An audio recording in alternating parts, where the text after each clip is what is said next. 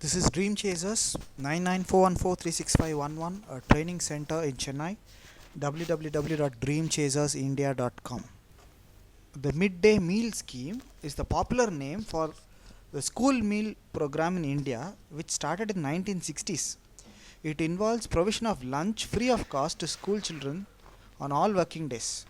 The key objectives of the program are protecting children from classroom hunger, increasing school enrollment and attendance, improved socialization among children belonging to all castes, addressing malnutrition, and social empowerment through provision of employment to women. The scheme had a long history, especially in the state of Tamil Nadu. It was introduced statewide by the then Chief Minister K. Kamaraj in 1960s and later expanded by M.G. Ramachandran government in 1982.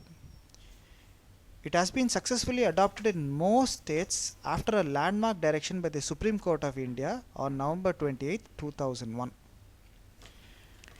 There is an interesting story about how K. Kamaraj got the idea of a noon meal scheme. He saw a few boys busy with their cows and goats. He asked one small boy, "Where are you going with these cows? Why didn't you go to school?" The boy immediately answered, "If I go to school, will you give me food to eat? I can learn only if I eat." The boy's retort sparked the entire process into establishing the midday meal program.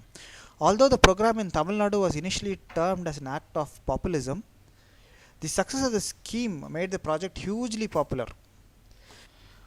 In 1995, the then Indian Prime Minister Dr. P.V. Narasimha Rao hailed the success of the project and suggested that the scheme be implemented all over the country, and thus began the National Program for Nutrition Support to Primary Education (NPNSPE).